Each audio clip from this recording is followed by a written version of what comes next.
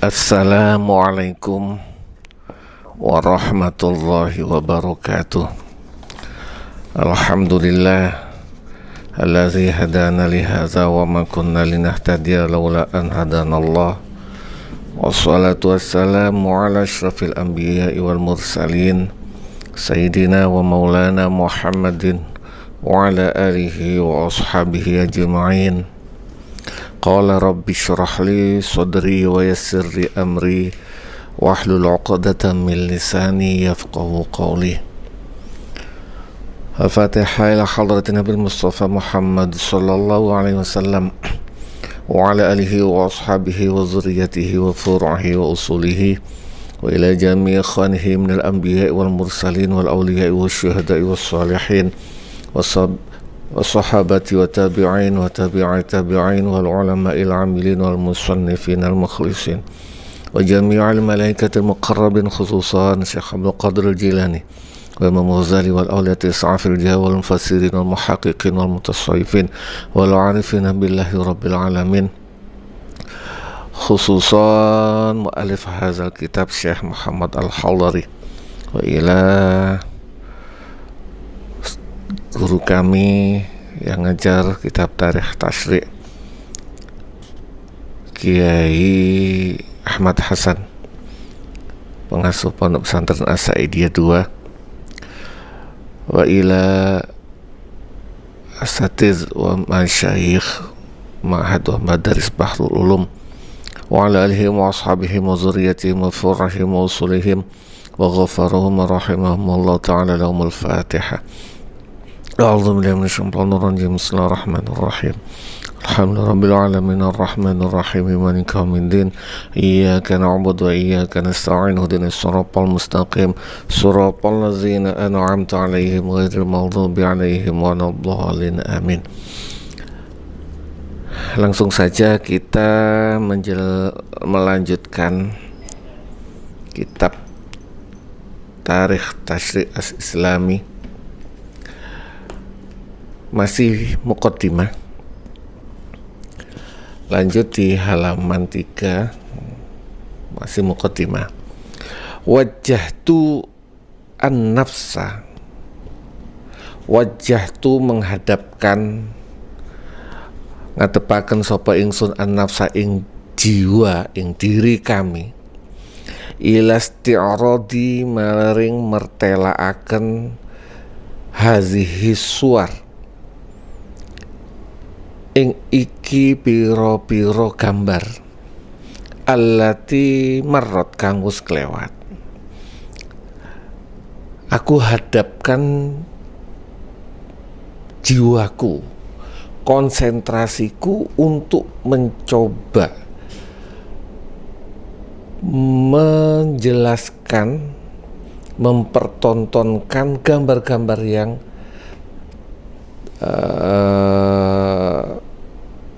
metode gambar-gambar yang telah kita bahas sebelumnya. Aumar utawa lewat biha kelawan suar opo al-fiqhu fikih atau fikih. Gambar-gambar tadi yang dibahas adalah fikihnya, bukan ilmu-ilmu yang lain. Musyarrafa, sejak mulai miwiti mulia akan sapa Allah Gusti Allah Muhammad dan ing Kanjeng Nabi Muhammad sallallahu alaihi wasallam birisalatihi kelawan risalahe Gusti Allah ilal an maring saiki. Fawajadtuha mongko nemokaken sapa ingsun ha ing suar tangkosimu ing terbagi ila sitati adwarin maring 6 piro-piro periode. Likul litaurin iku maring saben-saben periode tabiun utawi watak atau karakter khosun kang khos, kang khusus lihalil muslimina maring keadaane wong Islam al ijtimaiyati kang bangsa sosial.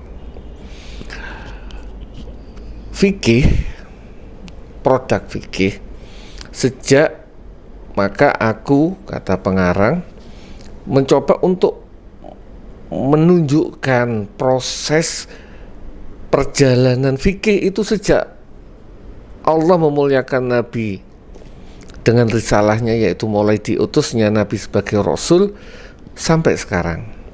Dan ternyata penulis menemukan itu terbagi menjadi 6 periode, diatur berdasarkan karakter khusus di kalangan umat Islam. Karakter khusus ini dari sudut apa? Kebetulan karena dari sudut fikih dilihat dari sudut sosial budayanya. Jadi fikih itu tidak terlepas dari kultur sosial, perkembangan zaman. Nanti kalau ada waktu misalnya coba kita bahas sedikit demi sedikit. Karena ono lahu maring topik khos utawa lahu maring fikih opo asarun pengaruh labet kabirun kang gede fima ing dalam barang wasola kang sampai opo ma ilaina maring kita min ijtihadihim saking ijtihadnya ahli fikih, kerja keras mereka fuqaha wa fatawihim lan fatwanya ahli fikih, bahwasanya karakter khusus itu mempunyai efek yang sangat besar terhadap hasil fikih yang sampai kepada kita berdasarkan ijtihad, kerja keras mereka untuk menggali, untuk menimbang, sehingga jadilah karya fikih yang ada di hadapan kita. Jadi fikih yang kita pelajari sekarang, cara sholat, cara wudhu, itu melalui proses yang sangat panjang. Tidak langsung dipotong kepada, kalau wudhu mungkin nggak terlalu banyak masalah perbedaan karena ayatnya jelas. Tinggal ada perbedaan, nanti kita bahas masalah niat. Kenapa ada niat dalam mazhab Syafi'i sedangkan mazhab yang lain tidak ada niat? Karena Imam Syafi'i berpedoman innamal a'malu binniyat, sesungguhnya sahnya setiap ibadah tergantung niatnya. Sedangkan mazhab yang lain nggak perlu niat. Orang, ini contoh, ini hanya sekedar contoh. Kena hujan, saya kena hujan, berarti kan mulai muka, tangan, semua anggota wudhu ini sudah kena hujan, kena air. Mazhab Syafi'i harus niat. Saya niat wudhu, baru itu dianggap sebagai ibadah, baru itu dianggap sebagai wudhu. Kalau mazhab yang lain ada yang berpendapat tidak perlu niat, ya udah begitu basah langsung sholat. Kenapa? Ya wudhu nggak perlu niat.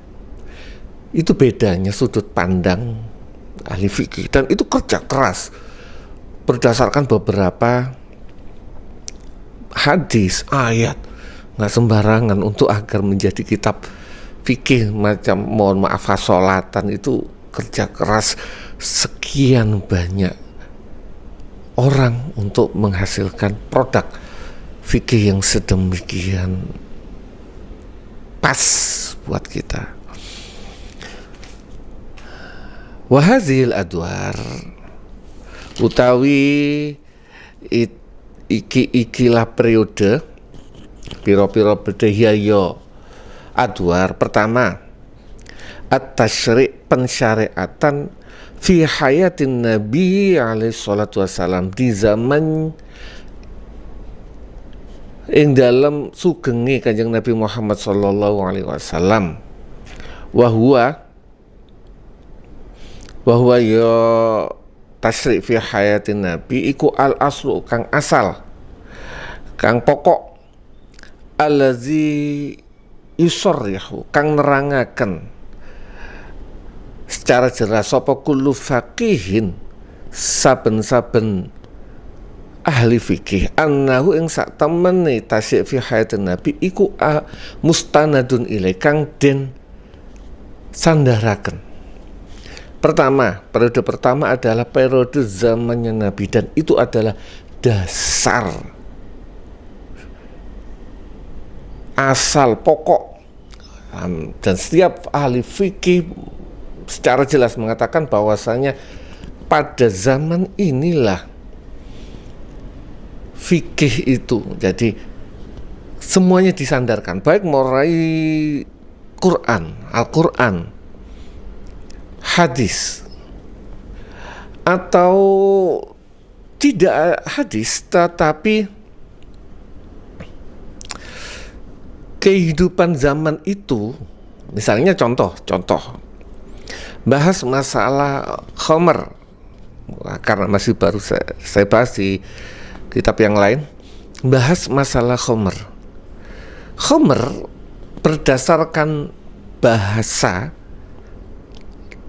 adalah perasan anggur yang difermentasi. Tapi ternyata era Nabi, jadi ada para sahabat yang akhirnya menjelaskan bahwasanya zaman kami ketika Nabi itu khamr itu bukan perasan anggur. Tidak semua perasan anggur, yang pakai perasan anggur itu sangat sedikit, tetapi lebih banyak karena perasan kurma, baik kurma yang sudah matang atau masih mentah yang akhirnya difermentasi. Jadi itu jadi pertimbangan ahli fikih. Oh ternyata tidak hanya kurma, walaupun secara bahasa cuma dari kurma. Tidak hanya dari anggur, walaupun secara bahasa hanya dari anggur, tetapi juga ternyata dari bahan-bahan yang lain selama itu difermentasi dan memabukkan. Itu hanya salah satu contoh. Jadi era hidupnya Nabi ini jadi pedoman baik kehidupan sosial waktu itu. Jadi pedoman fikih para sahabat, para ahli fikih, pedomannya mereka untuk menggali produk fikih. Ketika ada sebuah pertanyaan yang berkembang, bagaimana cara menyikapinya, dilihat zaman Nabi itu seperti apa, kondisi sosial kulturnya, kurang lebih begitu. Dua, at-tasyri' fi ahdi kibari sahabat, pensyariatan di zaman sahabat-sahabat yang senior, bahasa enak gitu, sahabat-sahabat senior. Wahazal ahad, dan ini masa zaman. Wahazal ahdi, ngapunten kadang-kadang campur langsung diterjemah. Wahazal ahdi utawi ikilah mongso masa iku yantahi habis entek apa ahad bintiha il khulafa'ir rasyidin kelawan enteke zaman khulafa'ur rasyidin radhiyallahu anhum, masa sahabat senior, dan itu selesai setelah khulafa'ur rasyidin selesai, yaitu setelah wafatnya Sayyidina Ali radhiyallahu anhu. Kenapa? Para sahabat senior ini adalah para sahabat yang bergaul bersama Nabi lebih lama. Ini kasus, mohon maaf, ini kasus fikih.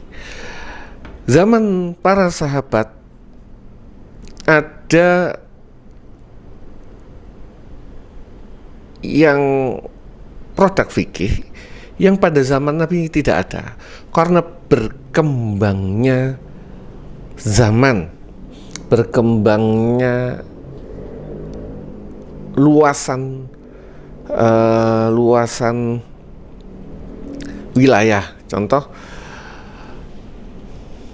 mungkin kemarin sudah saya contohkan, tapi saya ulang lagi, masalah pembukuan dan penulisan mushaf. Zaman Nabi, Al-Quran tersimpan dalam hafalan para sahabat atau dalam potongan-potongan tulisan yang ada di tulang atau di kulit, pelepah kurma dan sebagainya. Ketika banyak para sahabat yang hafal Quran, yang mendapatkan Al-Quran langsung dari Nabi secara lisan maupun tulisan. Jadi Al-Quran itu setelah Rasulullah mendapatkan wahyu berdasarkan situasi dan kondisi, Rasulullah tidak ini misalnya dari awal ini adalah surat Al-Baqarah ayat 35, tidak. Ayatnya dulu turun. Lalu setiap Ramadan Rasulullah itu mentasheh, membaca Al-Quran, diurutkan oleh malaikat Jibril, oleh Rasulullah diurutkan. Ini masuk surat Al-Anfal, ini surat Al-Baqarah, disimak urutannya sama malaikat Jibril. Setelah malaikat Jibril menyimak urutan bacaannya di hadapan malaikat Jibril, para sahabat juga menyimak bacaan mereka di hadapan Nabi. Jadi secara lisan mereka ngajukan Nabi, saya mau baca Al-Quran, dibaca, dibenarkan, yang salah dibenarkan, atau urutannya begini. Itu. Tapi kan tidak dibukukan dalam satu buku, tidak ada yang membaca urut dari Al-Baqarah, urut seperti anu. Nah, itu yang mengurutkan adalah, yang mengumpulkan tulisannya adalah era zaman Abu Bakar. Berkembang Al-Quran sampai wilayah Persia, zamannya Sayyidina Utsman, wilayah Persia, bahkan di Afrika penulisannya kacau. Orang misalnya contoh, orang Indonesia nulisnya pakai huruf Latin, huruf Hanacaraka. Al-Quran ditulis dalam bentuk huruf Hanacaraka. Atau orang Barat, orang Latin, orang Eropa menulis pakai huruf Latin. Orang Persia menggunakan huruf Persia. Kacau. Baru Sayyidina Utsman memberikan standar bahwasanya Al-Quran tetap semua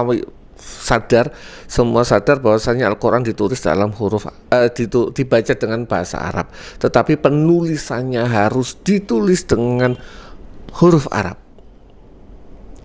Khat ala orang Quraisy, khat naskhi atau disebut khat Utsmani, karena itu distandarkan oleh Khalifah Utsman. Ini perkembangan zaman Nabi nggak ada, tapi para sahabat ini mengambil produk, memberikan fatwa, menggali boleh enggak dan sebagainya. Ini karya yang tidak mudah, penulisan zaman model Khalifah Utsman. Begitu sampai zamannya Sayyidina Ali, Khalifah Ali bin Abi Thalib, tulisan waktu itu tidak ada harokat, bacanya gundul. Banyak orang Arab yang sudah terpengaruhi budaya-budaya yang lain, Turki dan sebagainya, membaca tulis huruf gundul itu gak bisa. Jadi sangat mengagetkan waktu itu Abul Aswad Ad-Du'ali kalau nggak salah, yang menemukan putrinya terpengaruh sehingga loh kok gini. Akhirnya beliau mengarang berdasarkan persetujuan Sayyidina Ali, namanya ilmu nahwu, dan Al-Quran diberikan harokat. Habis itu berubah lagi.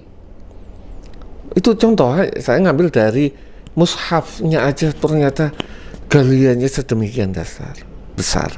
Nah, para sahabat ini yang langsung bertemu Nabi dan bergaul dengan Nabi sekian lama, sehingga kondisinya itu masih kondusif, tidak banyak perbedaan. Umat Islam juga tidak terlalu sampai ke Persia, tetapi tidak meluas sedemikian dahsyat. Jadi masih kuat. Produk-produk fikih zaman sahabat itu hampir tidak ada mazhab yang lain yang perbedaan mazhab yang sangat ekstrim. Contoh masalah taraweh, itu produk taraweh berjamaah itu adalah produk fikih hasil ijtihadnya Khalifah Umar. Penulisan Al-Quran adalah produk fikih, pembukuan, bukan penulisan, pembukuan Al-Quran itu adalah produk fikih zamannya sahabat senior. Ada banyak produk, termasuk diantaranya masalah Amirul Mukminin. Itu nanti terlalu luas, itu sudah membahas masalah politik. 3. At-tasyri' fi ahdi sighari sahabat, pensyariatan ing dalam masa sahabat junior, waman lan wong sama kang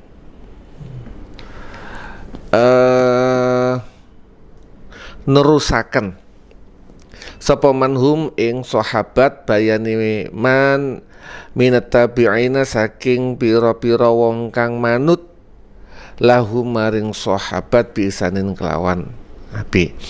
Wa hadzal ahad, dan ini masa, wa hadzal ahad utawi iki mangsa iku yantahi entek apa mangsa bintihail quruni kelawan entek abad qarni, bintihail qarni kelawan entek abad al awwali kang pertama minal hijrati saking hijrah, au ba'da zalika utawa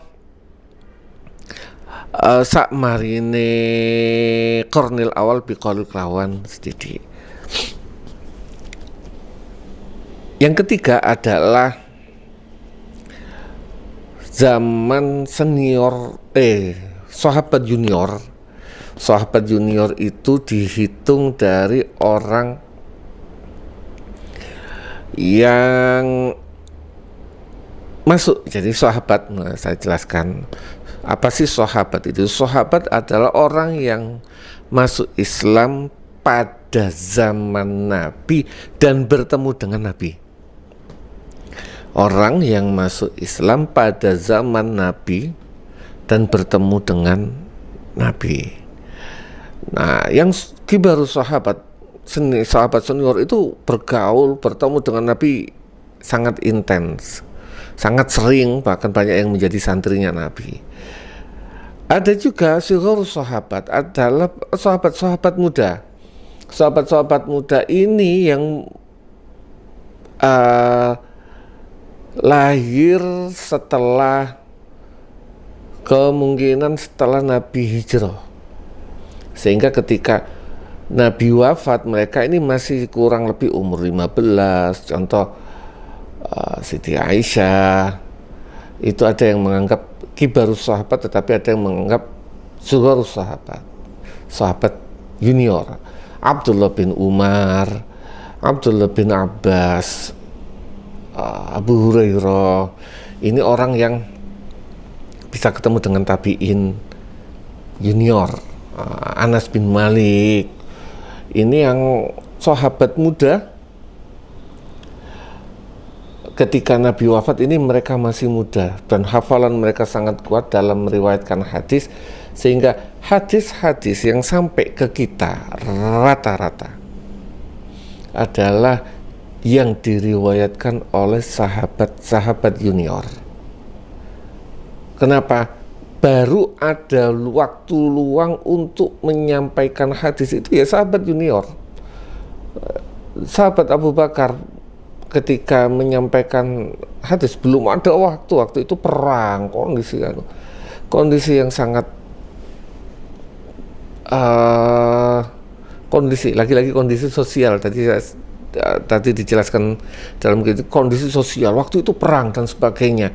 Untuk ngopeni, membahas, menghafalkan Nabi itu dulu bagaimana, mereka hafal di luar kepala karena mereka bergaul dengan tapi tidak sampai ditulis, tidak sampai dibukukan, apalagi menjadi sebuah ilmu. Hadis yang sampai ke kita sekarang rata-rata adalah era yang disampaikan, diriwayatkan oleh sahabat junior dan orang yang bertemu dengan Nabi dan masuk Islam pada zaman Nabi, dan orang yang mengikuti mereka dari tabi'in, golongan tabi'in. Tabi'in itu siapa? Orang yang bertemu dengan sahabat,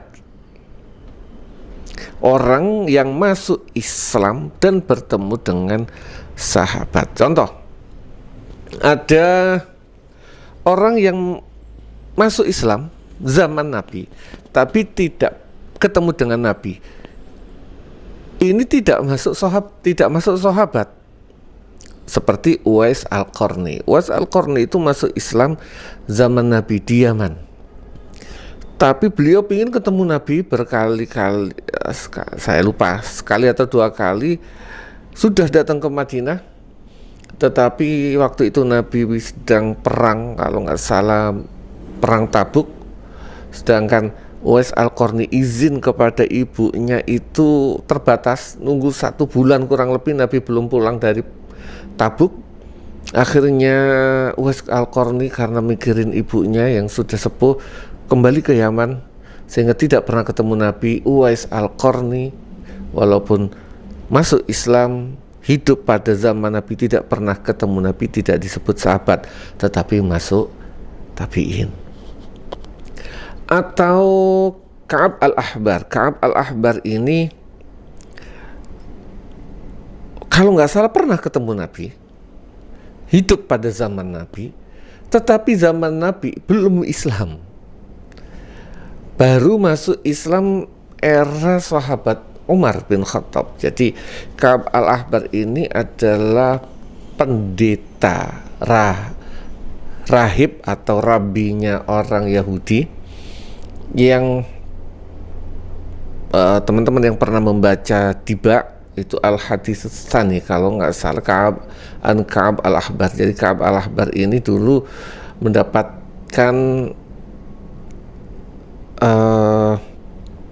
Taurat yang dibaca dari ayahnya, ada 1 halaman kalau nggak salah yang hilang, yang sempat penasaran di mana ini lembaran yang hilang ini. Ternyata ketika ayahnya wafat, lembaran yang hilang itu tersimpan dalam sebuah kotak atau peti, dan di situ tertuang bahwasanya Nabi akan datang, Nabi akhir zaman, lahirnya di Makkah, saya lupa, dan wasultanuhu fi Syam, kesultanannya itu nanti sampai di Syam. Pada zaman Nabi Islam belum sampai ke Syam, belum. Pada zaman Umar belum. Begitu zamannya pada zamannya Abu Bakar belum ke Syam. Zamannya Umar Islam sudah sampai ke Syam. Ini pas sesuai dengan yang disampaikan sama Taurat yang diyakini oleh Ka'ab Al-Ahbar. Ternyata benar sekali, wasultanu Syam. Maka begitu Islam sudah menundukkan Syam, Ka'ab Al-Ahbar langsung memproklamirkan, mengucapkan syahadat masuk Islam. Maka beliau tidak masuk sahabat, tetapi masuknya adalah tabi'in, orang yang bertemu dengan sahabat walaupun sahabat yang paling muda. Tabiin ini banyak. Kalau dalam jalur fikih, saya ngomong jalur fikih, contoh Sa'id bin Musayyab. Sa'id ibnul Musayyab ini tabiin senior, bertemu bahkan menjadi menantunya Abu Hurairah. Jeddah itu. Nah, ada lagi nanti tabiin junior. Tabiin junior ini ketemu dengan sahabat, tetapi mungkin sahabatnya sudah sangat sepuh. Contoh Az-Zuhri, Ibnu Syihab Az-Zuhri, atau Abu Hanifah. Itu ketemu dengan sahabat. Kalau Abu Hanifah ketemu dengan Anas bin Malik, kalau Az-Zuhri itu Syihabuddin Az-Zuhri itu ketemu dengan Abdullah bin Umar. Pernah ketemu, tetapi tidak sampai tidak sampai menjadi muridnya. Kalau Syihabuddin Az-Zuhri itu menjadi muridnya Sa'id ibnul Musayyab. Jadi jalur fikihnya, baik sanadnya itu, Syihabuddin Az-Zuhri itu intensnya ngajinya ke Sa'id ibn Musayyab, atau dari Nafi', mantan budaknya Abdullah bin Umar yang dimerdekakan, Maula Ibnu Umar yang dimerdekakan oleh Abdullah bin Umar, dan berguru karena intens dengan bergaul dengan Abdullah bin Umar, sehingga beliau banyak meriwayatkan hadis dari Abdullah bin Umar, dari Nafi', dari Sa'id bin Musayyab. Ini Syihabuddin Az-Zuhri adalah golongan tabi'in yang junior, sama dengan Imam Abu Hanifah. Itu tabi'in ini, era ini habis kurang lebih abad pertama atau lebih dikit. Kalau nggak salah, Abu Hanifah itu wafat 150 Hijriah, atau Syihabuddin Az-Zuhri itu 120. Nah, tapi yang dimaksud dari ini adalah Sigharus Sahabat. Sigharus Sahabat ini habis beliau wafat, sahabat yang terakhir wafat itu pas tahun 100 sekian, 101 kalau nggak salah, 101 Hijriah. Jadi patokannya adalah Sigharus Sahabat. Kalau tabiin ada yang wafat sampai tahun 150. Nah, ini yang dibahas tahun ini adalah tahun itu sampai abad pertama. Para tabiin masih banyak yang ketemu dengan para sahabat, karakteristik bagaimana cara menyikapi fikih itu mereka langsung banyak yang langsung tanya lah sama para sahabat. Jadi mereka gampang. Perkembangan zaman yang sangat dahsyat, perluasan wilayah yang sedemikian jauh, membuat mereka mendapatkan pertanyaan-pertanyaan baru, dan bagaimana cara menjawabnya mereka harus menggali dulu sedemikian dahsyat. Maka ini habis sampai tahun abad pertama Hijriah. Selanjutnya 4, at-tasyri' fil ahdi. At-tasyri' utawi pensyariatan fil ahdi ing dalam zaman, allazi sara kang dadi fihi ing dalam ahad opo al-fiqhu fikih ilman bagian dari ilmu minal ulumi saking piro-piro ilmu. Abad selanjutnya, periode selanjutnya adalah periode fikih menjadi sebuah ilmu. Awalnya tidak ada yang membahas fikih itu ilmu. Ya, apa hukumnya ini? Ini, apakah itu menjadi sebuah sebuah ilmu khusus? Enggak ada. Dulu paling Al-Quran, oke. Hadis, iya. Tetapi fikih belum. Sampai tahun abad pertama. Baru setelah itu, kalau nggak salah, orang yang pertama kali menyusun fikih berdasar seperti ilmu, mulai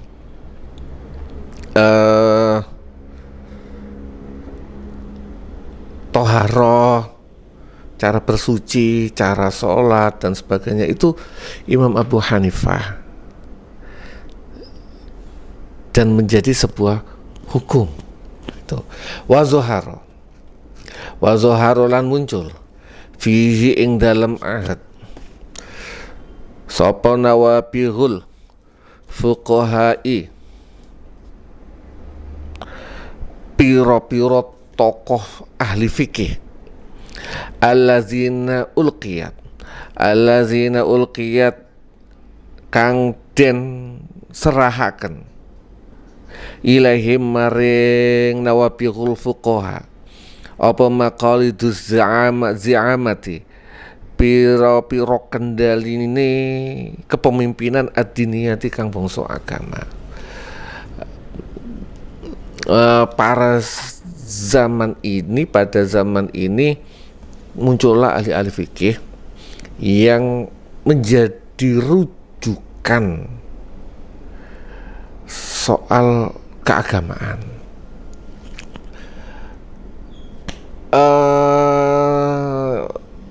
Jadilah semacam mufti, ada qadhi, mulailah dibentuk sebuah. Pada zaman ini sudah mulai ada mufti, jadi legal, mufti yang legal. Kenapa?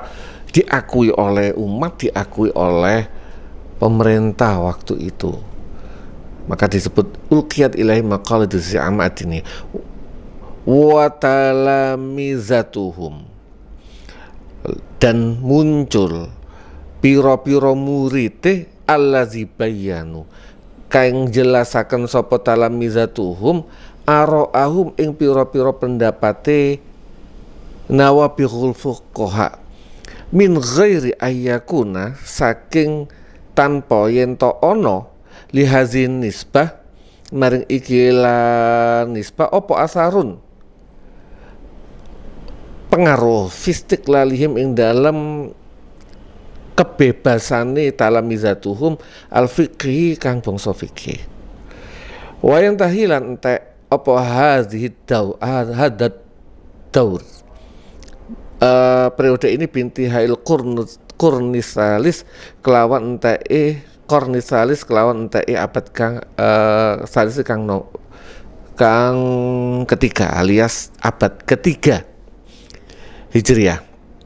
Periode 4 adalah periode fikih menjadi sebuah ilmu dan muncul ahli-ahli fikih, imam-imam mujtahid, diantaranya Abu Hanifah, mazhab Hanafi, Imam Malik bin Anas, mazhab Maliki. Kalau ada yang ini disebut Imam Malik atau Imam Maliki, bukan Ibnu Malik, karena namanya Malik bin Anas. Kalau mau disebut Ibnu Anas, bukan Ibnu Malik. Malik bin Anas, Imam Malik, mazhab Maliki. Ada Imam Syafi'i, Muhammad Asy-Syafi'i. Ada Ahmad bin Hambal, mazhab Hambali. Ini kurang lebih tahun abad kedua. Imam Syafi'i itu lahir tahun 150 Hijriah, wafat kurang lebih abad kedua tahun 200-an. Imam Syafi'i, jadi kalau kita lihat mazhab 4 itu unik ya.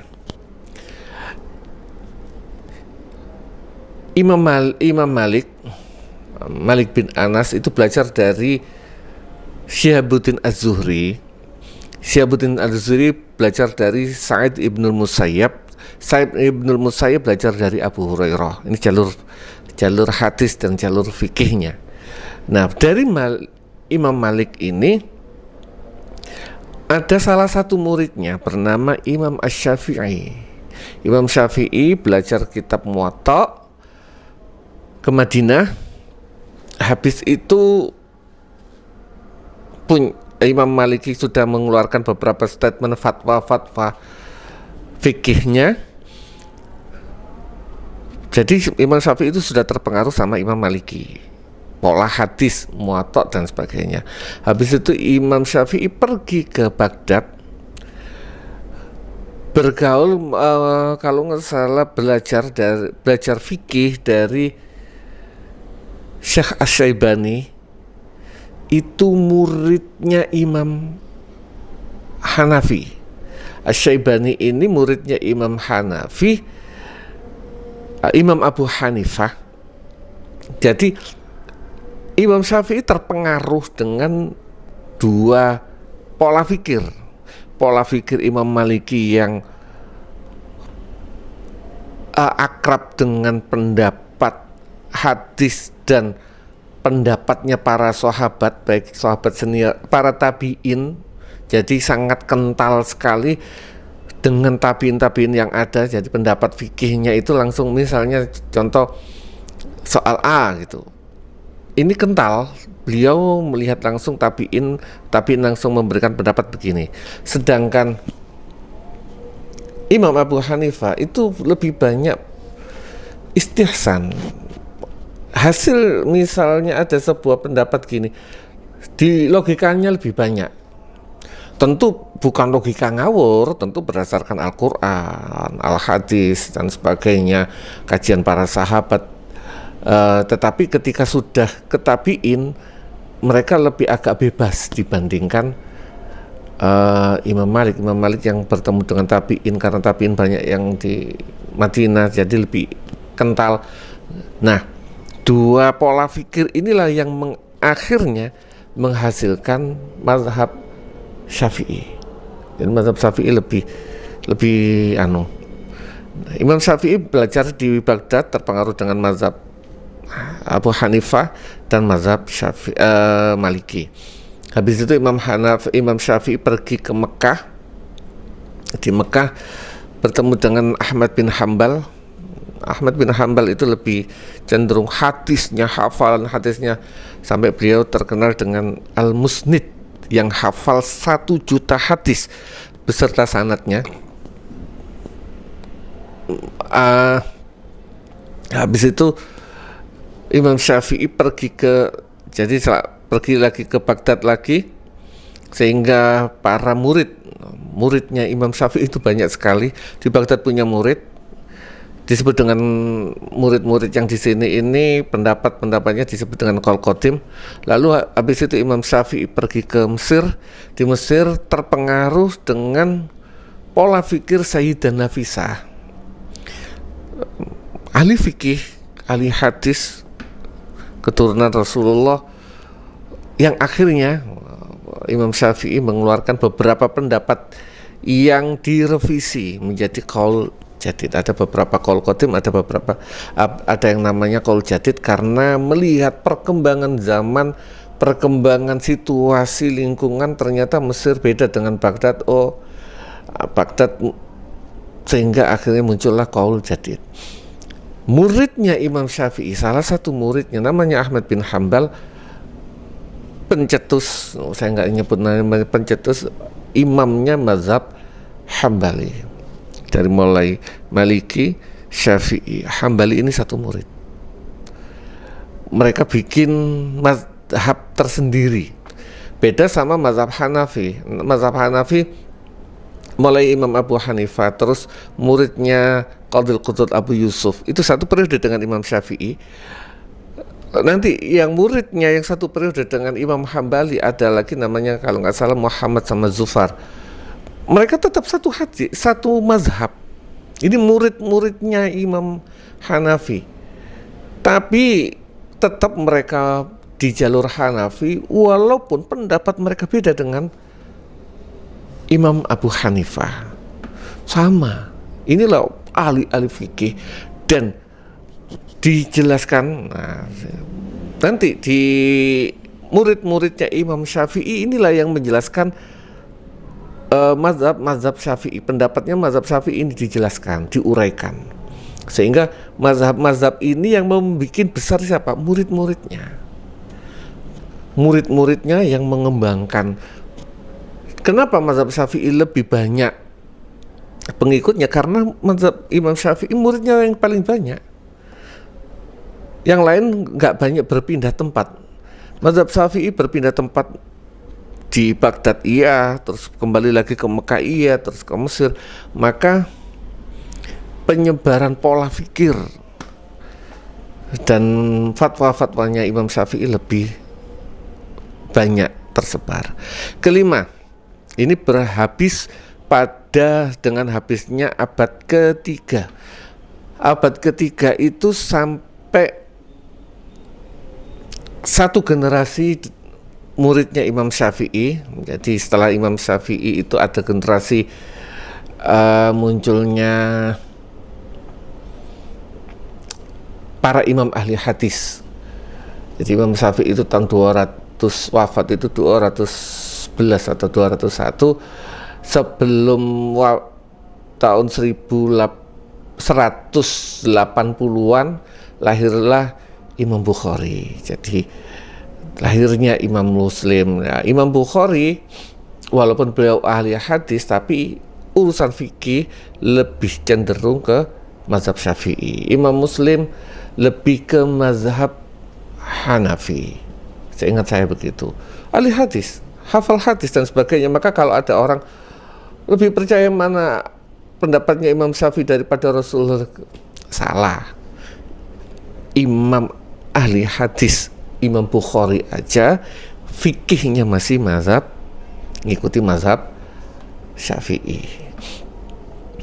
Imam Muslim fikihnya masih ngikut mazhab Hanafi atau Maliki kalau nggak salah saya begitu. Sampai masa ini habis, kurang lebih masanya abad ketiga itu masanya akhir di masa Abu Hasan al-Asy'ari. Mazhab pola fikir tauhid ala Ahlus Sunnah wal Jamaah. Jadi tauhid menjadi sebuah ilmu itu jauh setelah fikih menjadi sebuah ilmu. Ketauhidan para sahabat, jadi ini rentannya kan lumayan jauh dari sahabat tadi abad 1 sampai abad ketiga. Akhir abad ketiga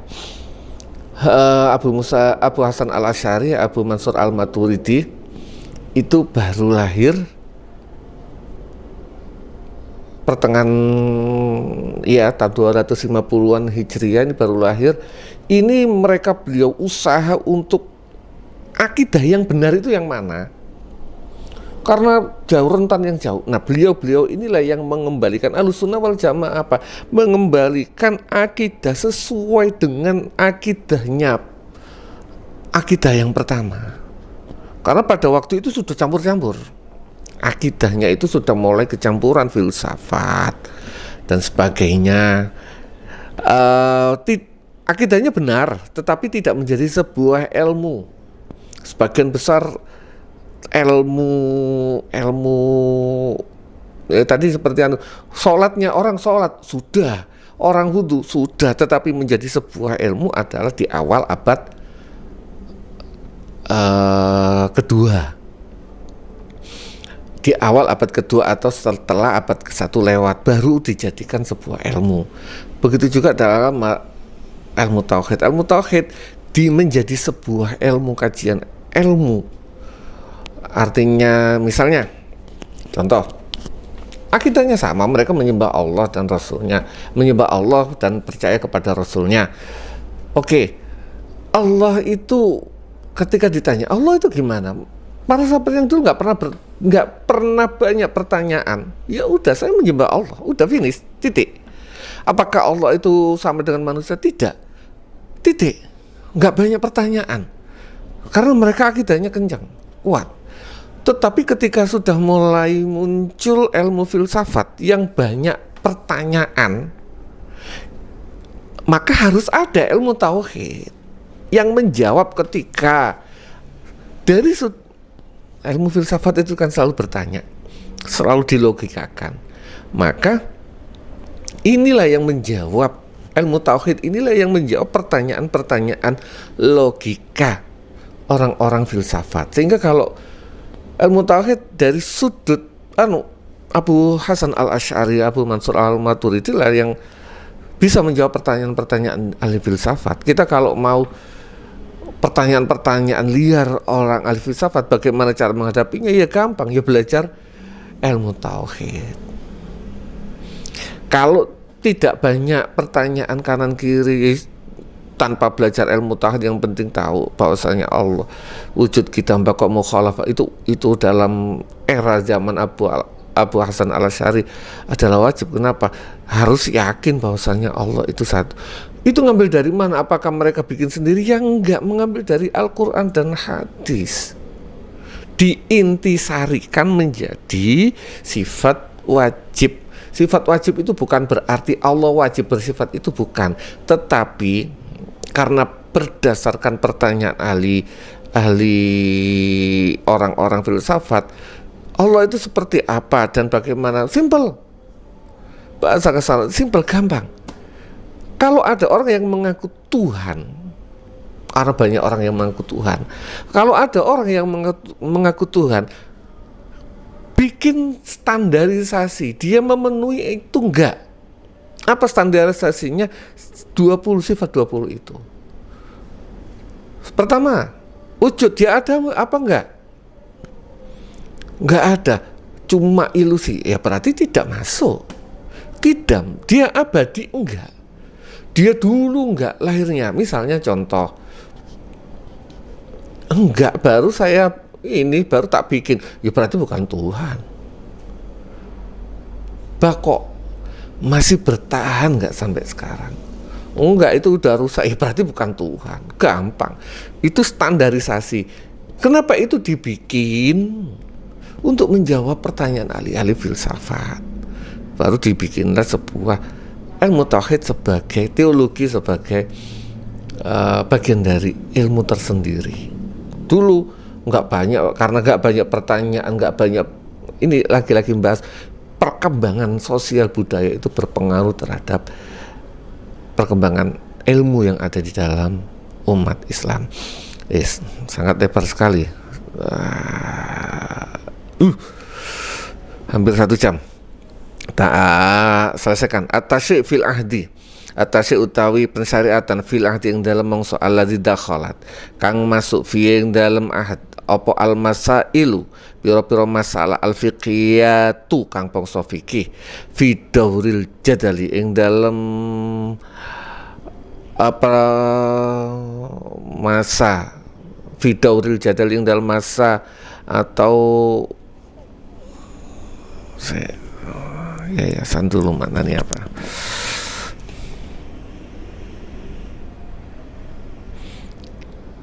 Bidauril jadali ing dalam peranan perdebatan, litahqiqil masaili maring supaya menghasil mentahqiq beberapa masalah.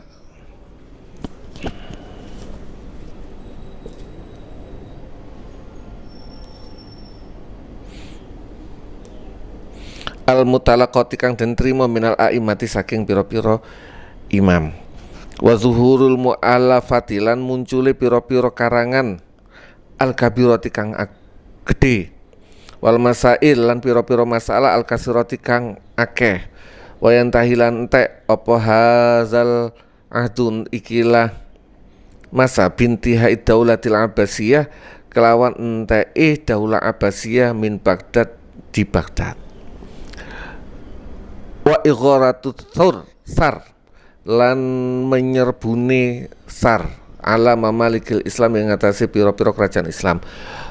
Serbuan dari Mongolia zamannya Genghis Khan, Kubilai Khan, zamannya Kubilai Khan habis masa ini.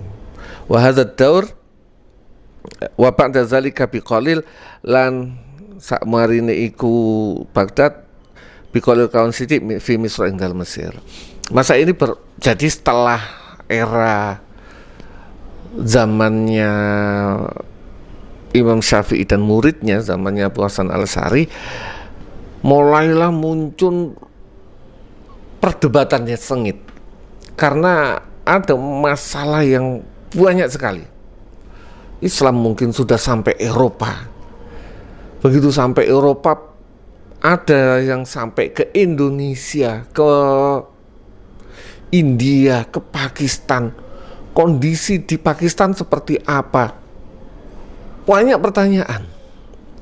Maka banyak ahli fikih yang akhirnya mengarang kitab-kitab. Kitab-kitab muncullah, kitab-kitab mulai, termasuk ahli fikih misalnya Imam Nawawi atau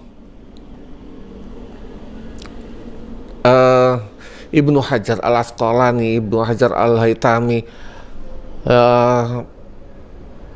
Imam Ghazali. Banyak sekali ahli-ahli fikih muncul bertebaran di mana-mana. Karangan-karangan begitu banyak. Ini zaman, kalau bahasa zaman keemasannya ilmu pengetahuan dalam Islam.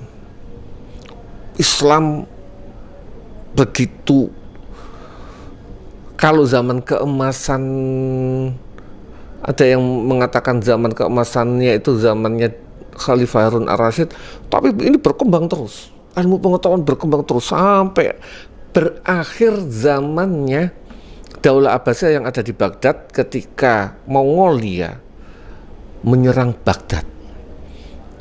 Dalam riwayat, kitab-kitab karangan para ahli ulama-ulama Islam, fikih, hadis dan sebagainya itu dibuang di Sungai Furat.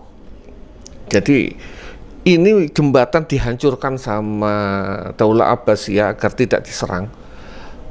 Orang Mongolia nggak kehabisan akal, kitab-kitab yang ada itu dibuang ke Sungai Furat, dijadikan jembatan, sehingga banyak karya-karya ulama-ulama Islam yang musnah, yang sirna. Jadi itu sangat mengerikan, sehingga banyak karya-karya ahli fikih, ahli mantek, ahli mulailah muncullah Ibnu Sina, Ibnu Rus, ahli sejarah Ibnu Battuta. Sangat masa-masa keemasan umat Islam dalam keilmuan. Aljabar, matematika, aljabar, sebenarnya aljabar namanya, sampai ditemukannya menghitung lingkaran itu ulama Islam. Ditemukannya nol, angka Romawi itu tidak ada nol, itu ulama Islam, sifar. Sedemikian dahsyatnya zaman itu, dan itu berhenti. Buku-buku umat Islam hancur ketika ditenggelamkan di Sungai Furat. Sungai Furat menjadi hitam karena tinta. Kitab-kitab itu dijadikan jembatan oleh tentara Mongolia. Berakhirlah masa pensyariatan zaman keemasan. Setelah itu sekitar tahun 1200-an di Indonesia, berarti zaman Kubilai Khan, itu sudah masa Singosari. Setelah itu mulai penurunan, yaitu at-tasyri' at-tasyri' fi ahdi taklid al-mahd, at-tasyri' pensyariatan di masa taklid al-mahdhi kang semata-mata. Di masa taklid manut tok tanpa banyak pertanyaan, bahwa utawi ahad tasik fi anti taklid iku ma zaman pada zalika sak mengkono ighoratus sar atau sak mengkono tasik fil anti salis ilal an sampai sekarang. Setelah Daulah Abbasiyah yang di Baghdad itu hancur sekitar tahun 1200 sekian, diserang Mongol, kitab-kitab Islam, para pemikir-pemikir Islam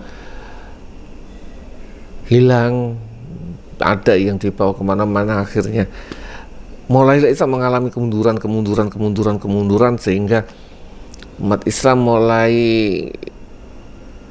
kehilangan para pemikirnya dan mulai mundur, bahwasanya ayat pertama Iqra, belajar mikir, mulailah dijajah dan sebagainya sehingga mundur. Maka sekarang ini yang ada adalah taklid. Kenapa? Ketidakmampuan kita ke taklid itu kenapa? Nggak mampu, bukan karena kita nggak boleh.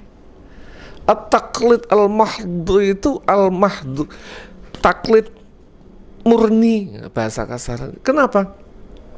Karena kita nggak mampu, bukan nggak boleh. Kita nggak mampu. Kenapa? Pertama, untuk jadi mujtahid, insya Allah suatu saat kita belajar usul fiqh. Kalau nggak salah di usul fiqh nanti akan dijabarkan bahwasanya untuk menjadi mujtahid itu orang ada 19 syarat: hafal Quran, hafal asbabun nuzul, hafal Makkah, Madinah dan sebagainya. Banyak aturannya. Kenapa? Dan itu susah menemukan satu orang mencapai derajat itu. Jadi kita harus akui kita yang penurunan kualitas. Hadza tartib utawi kilah urutan huwa tartib allazi raaitu kang ningali sapa ingsun an utbi'u ing yen to ngetutaken sapa ingsun ing tartib fi kitabi ing dalam kitabku hadza iki.